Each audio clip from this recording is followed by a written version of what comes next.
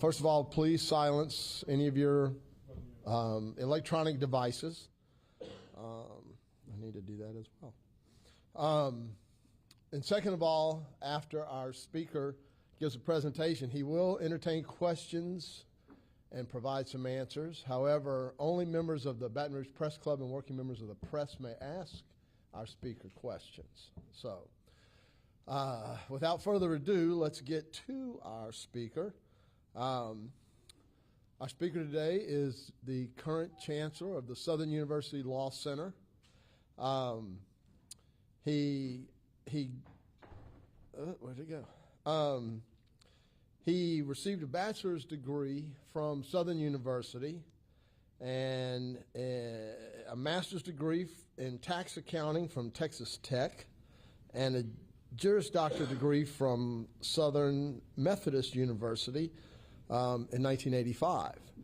Then he took his legal career to serve in our country as a judge advocate general corps. And then he came back to Baton Rouge and began teaching at Southern University Law Center, where he taught me. So,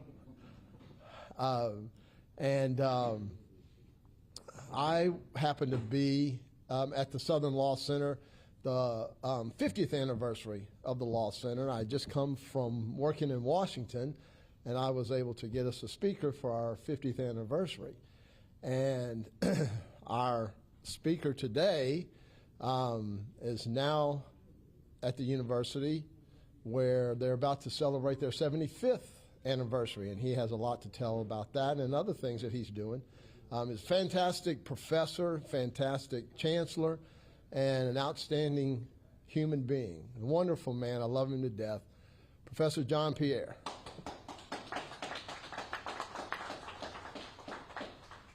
Thank you, Bill. Good afternoon. Happy Valentine's Day. I said, wow, I'm going to be speaking on Valentine's Day. That must be a special, special day. I'm so honored to be here before you, members of the press club and others. And as the Chancellor of the Southern University Law Center, I realize that that is a very awesome responsibility because of our history, and we are celebrating the 75th year of the Southern University Law Center. So to give you a little historical background, Southern University Law School came into being because of the courageous act of one man. His name was Charles Hatfield. And in 1946, he made it his mission to get admitted into law school at the then only state-supported law school, LSU. He had one problem. He was a Xavier graduate, an African American, and this was 50 years after Plessy versus Ferguson, and he had no chance of being admitted into LSU Law School, but he was courageous enough to make the application and force the issue. And then when he was denied because of his race, he then, on October 10th, 1946, filed a lawsuit to essentially force LSU through a mandamus action to admit him because the law at that time provided that if the school didn't provide access to legal education to him, the state either had to create a law school or to admit him into LSU. So he was represented by Thurgood Marshall. He was represented by A.P. Turow. And so he understood that he was taking a big chance, and he essentially was risking his life, okay? And he had one other lawyer named Lewis Berry. All three of them were Howard Law graduates. All three of them were essentially transformative leaders in their times. And so that process began, and he, along with those lawyers, filed that lawsuit. And the state took quick action in October of 1946, the same month. On October 22nd, 1946, the state of Louisiana the Board of Education convened in Lafayette an emergency meeting, and they made plans to open a law school at Southern University that would begin operations on September 1, 1947. Subsequently, his lawsuit was dismissed because they had, quote, complied with the law at that time, and Southern University had a law school that began first class on September 1, 1947. Started out with 13 African-American males as that first class. And in that class was one Jesse N. Stone, and there was another famous lawyer, Leroy White, and there was Alice Pitcher, and there were a lot of others. But that's what they started out with. And 3 years later, 6 of them eventually graduated from the law school in 1950. So that's the beginning of the law school. Actually, Hatfield never went to law school. He left the state of Louisiana. He went to graduate school at Atlanta University, and he got a master's degree. He came back to Louisiana. He was a social advocate for the rest of his life, and he helped form what is now known as United Teachers of New Orleans, a very important teachers union in New Orleans, Louisiana. And he kept this fact from his children for the most part until for the 50th anniversary, as Mr. Bryan talked about, we brought him out, and we had Vice President Al Gore recognize him for his work. So that's the history of the Southern University Law Center in terms of beginning. I will tell you that the Hatfield legacy is a big part of Southern University because he wanted to create a place where access and opportunity were paramount to the success of individuals who wanted legal education. And this past May, his grandson, Eric Hatfield, graduated from Southern University Law Center. It was one of the proudest days of my life to see his grandson come across the stage to fulfill the legacy that had been started by Hatfield. Now, the Law Center has done a lot of great things. We have some alums here inside this particular event today, Press Club event. The Law Center has graduated over 4,000 lawyers over the 75-year period. It started, as I said, a school with 13 African-American males. Now it is one of the most diverse law schools in America. About 55% of our students are African-American, about 37 are Caucasian, and the remaining 8% are either Latino, Asian, or Middle Eastern students. So we're a very, very diverse law school. We have many more women than men. Remember we started with those 13 males? Now it's hard to find men in law school as compared to women. About 55, almost 60% of our law school class are women. And we have a law school that's very, very dynamic. We're doing things that are different from a lot of law schools. One of the things that we're really doing is we have a lot of clinics. We have about 13 legal clinics, and we provide direct legal services to a lot of individuals who are indigent and have limited income. And they range from criminal clinic to tax clinic to bankruptcy clinic. We even have a disaster legal clinic, which was very instrumental in helping people recover from the flood of 2016 and subsequent events that have happened, where flooding is a big, big thing here in Baton Rouge. So we're doing wonderful things. We have a technology and entrepreneurship legal clinic. We're helping a lot of young entrepreneurs get started with their enterprises by helping them form limited liability companies, helping them get intellectual property protection, helping them learn about non-disclosure agreements, and a whole bunch of other things that are very, very important. And we have great partners within the Southern University system. Dr. Donald Andrews is here with us today, is Dean of the College of Business. We partner with the College of Business on a lot of different ventures. And we have a dual JD MBA program. We also have a dual JD MPA program. So we produce what we call lawyer leaders. And those are individuals who go out and make transformative change throughout America. So, you know about people like Senator Cleo Fields, the new DA across in West Baton Rouge Parish, Tony Clayton, the DA here in Hillamore in East Baton Rouge Parish, up in the Feliciana side, D'Aquila. But we also have corporate leaders like a Marcus Brown at Entergy.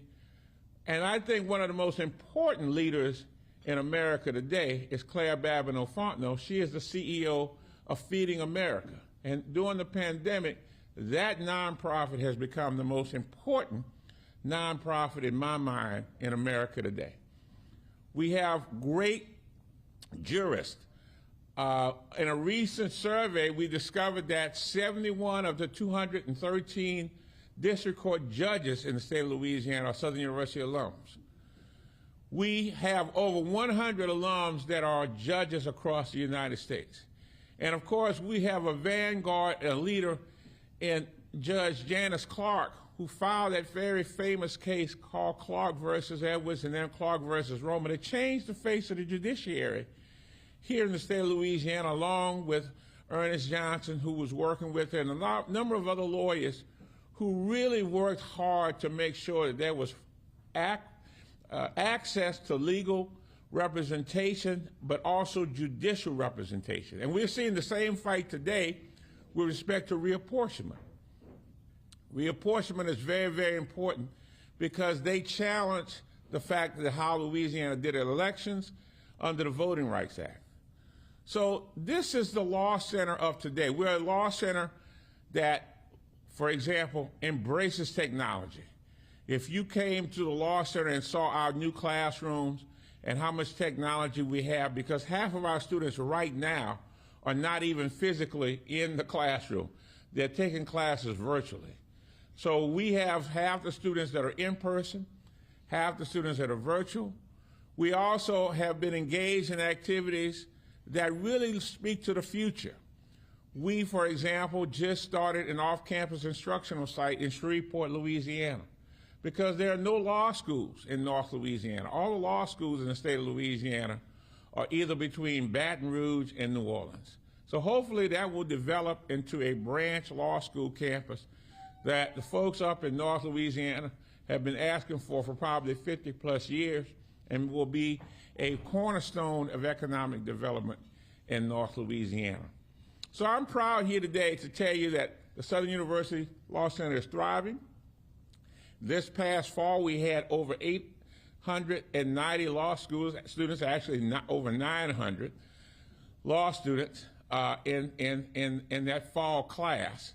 And for some people who remember, like Bill, when it was maybe 300 students 30 plus years ago, or right at 30 years ago, it's 3 times the size of that law school back then. So we have students from about 40 states. Southern University Law Center is a destination school. It's a place where students come. We have great relationships with corporations like Microsoft, Apple, Google. We have great opportunities for our students with companies like John Deere. Our students are being able to go anywhere they want in the world and have access to opportunities that once were not imaginable. So I thank you for this time to talk a little bit about Southern University Law Center, about where we're going. We believe that we want to be known as the #1 school for access and opportunity. We want to take students that are first generation, that sometimes were denied opportunities because their parents just didn't come from the strong financial background as other students come from, or didn't have access to the best primary education, but have the desire, the resilience, the grit, and the fortitude to be successful lawyers. And not only that, we want them to be lawyers, but we want them to be lawyer leaders. They can become the CEO of a corporation, they can become a judge, they can become a legislator, they can become an innovator, entrepreneur, whatever they want to do in life, we want them to have access to that. So thank you for the opportunity, and I'll entertain questions.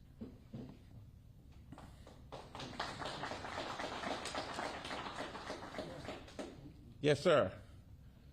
You ever got a record of how many legislators around, not only in Louisiana, but the surrounding states that got their start from y'all law school? Well, in Congress. Currently, 18 of the 140 legislators in the current Louisiana legislatures are graduates of Southern University Law Center. We have legislators in Mississippi, Texas, most of the regional states. Our judges are, of course, Alabama, Georgia. We have judges in New Jersey. We have them in New York. We have them just about anywhere. So, I mean, what is always surprising to a lot of students is they think of Southern University Law Center as a place where you only serve as students from Louisiana. The reality is, right now, when I'm looking at my applicants, I've got a ratio of 2 to 1 of students from out of state wanting to come to Southern University Law Center. And it's driving us, it drove us to actually create a common law track because so many of our students are now going back out of state and they're not confining their legal careers to Louisiana. What's the percentage of people that apply that actually get to go? So if we have 1,000 applicants, about 250 individuals actually come. So, we reject or we don't see a yield. So 750 of the 1,000 are not going to end up at school. The admissions process is rigorous. Yes, sir. Yeah, well, since enrollment obviously is booming, but there's been a kind of a nationwide trend of enrollment being a challenge for law schools.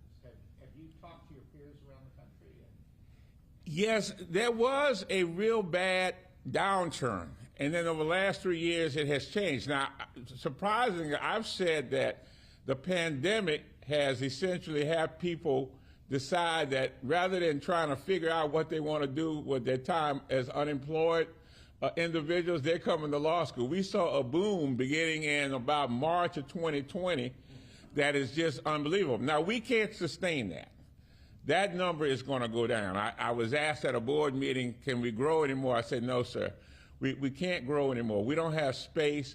And because of the pandemic, we've been able to do remote and in-person learning. But when we return in person, which I anticipate to be this summer, we're not going to have that large class. It's just not possible to accommodate all those students. Yes, sir. Are you making inroads in any new fields of law besides common law, which is a good move, by the way? Yeah, absolutely. Intellectual property, with our technology and entrepreneurship legal clinic, a lot of students are learning about intellectual property. Really, technology law, artificial intelligence, blockchain, all those things are affecting how lawyers practice. There are lawyers now that are practicing, they have a big phone, a laptop, and they don't have much in terms of physical space. In fact, all of our students now get an iPad. When you walk into the classroom, you very rarely see a student with a pen and pad. They've got an iPad, laptop, a plug-in. They flip over. They got notes. All of our books they can access electronically. So the e-commerce world is affecting everything we do, and we've got to be able to provide those students with the skills that they can be successful at. They have got to be able to learn things like Excel spreadsheets and all kinds of common technologies now that are used in the business world to function as lawyers. Yes, sir. Y'all, like the LSU Law Center, do you do now the early admissions, like taking somebody after their junior year of college? Yes, we do. In fact, Southern was one of the first places in the early days of Southern. That was the pathway to law school. You majored in political science for 3 years, and then you came to law school in your 4th year. Now, that changed over time. But, yes, we definitely have early admission. We have essentially a 3+3. We even recruited a student out of Boise, Idaho. We got a student out of Boise State to, after her junior year, to come to the Southern University Law Center. We signed an MOU with them. She's doing very, very well. We even have students from LSU who LSU has its own 3+3, and we have our own early admissions program. So we get those. Plus, here's the other piece. There are students, because of TOPS, are graduating early, and they've got a year of TOPS eligibility left. And so they can get financial aid from TOPS to go to law school. So yes, we're beginning to see more and more of that. What about, you still have a night law school? Absolutely, and that is probably one of the biggest reasons why the Law Center grew from 300 students to currently 900 students. We started that in 2004. I was there at the beginning. I was there nursing those students all the way through. And now we have about 150 students that are evening students. It actually might be closer to 200 students that are evening students. I mean, we're talking about nurses, bankers, teachers, doctors, engineers, just people with computer science background, folks. We've got people from all kinds of backgrounds. And what we do is I always have my students send me their resume, because what I find is that when we're talking to corporate employers, because now corporations are more interested in getting law students right out of school. Before the tradition was go practice law for 5 years or 7 years and come join us. Well, they're realizing, wait a minute, we got to build these teams because there's so many legal issues, and we want to start them from the beginning. And they got those specialized skills, they'll do it. In fact, we just did an MOU with a school called Pencil Lewis that's is starting in Detroit. It's a design school. I've got 3 students that have degrees in fashion merchandising. And they're going to work with that design school to essentially learn about the business of fashion merchandising, and also learning about how lawyers can interact in that business, especially when you start talking about trademarks and all the intellectual property rights that go with fashion designing. Yes, sir. Probably the most famous one was our former governor of Benedict Law School, after 55, but I'm just wondering, do y'all still have, a percentage of older people? Absolutely. In fact, the secretary treasurer of the AFL-CIO is one of our law students. The current president of the University of Louisiana system is one of our law students. So yes, we have many law students that are above 50, and some of them are above 60 years old. It's not uncommon. I had a young man the other day who said, he was like 42. He says, I bet you I'm the oldest law student. I said, no, son. I got people in law school that are old enough to be your mom or your father.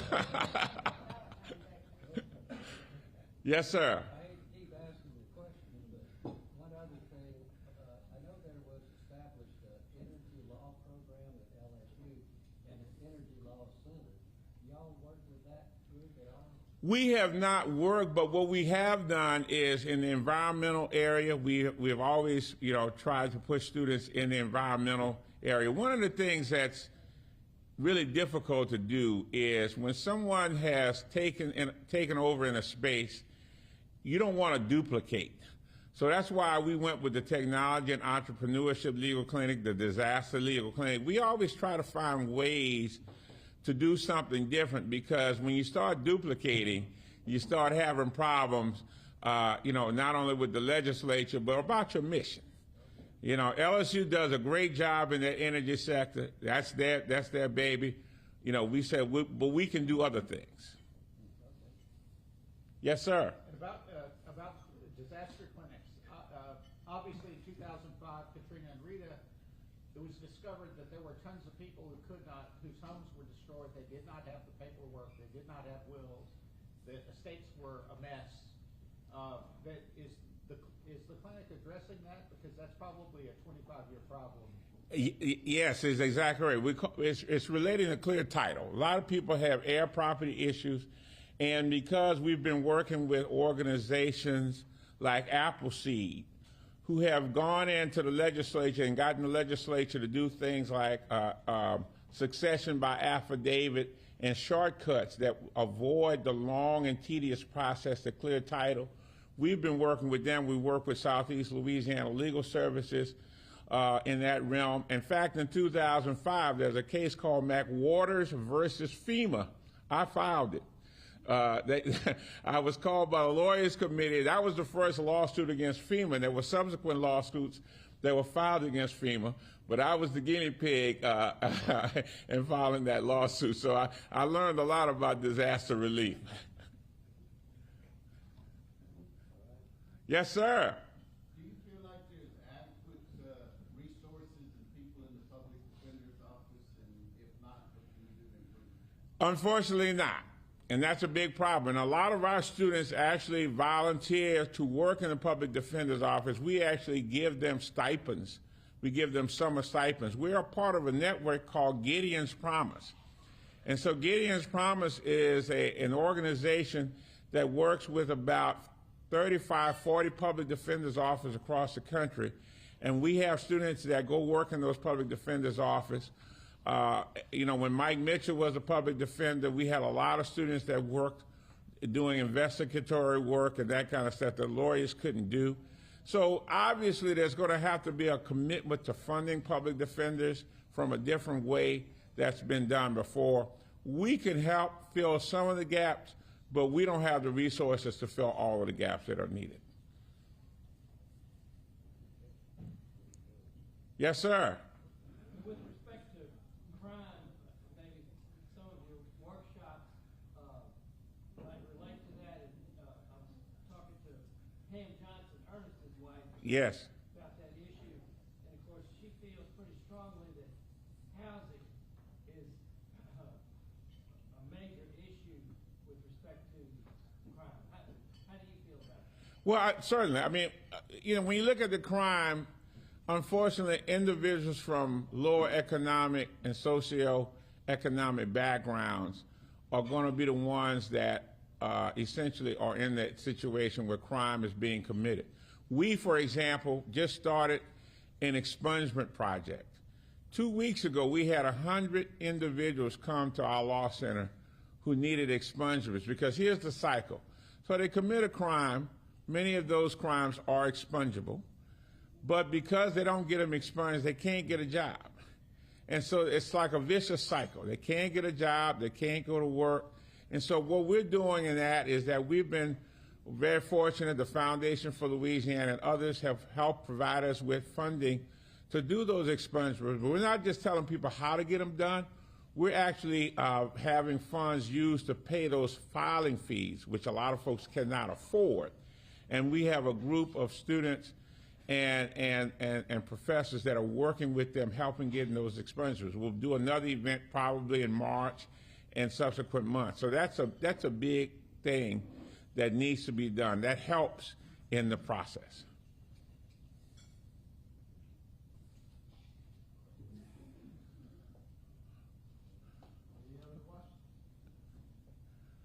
Well, thank you all. I appreciate the opportunity.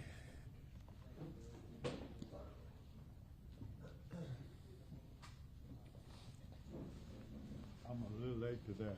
Chancellor, Yes, sir. somebody tell you how much you resemble Judge Kidder? Absolutely, it happens all the time. His sister has taken me for him. His children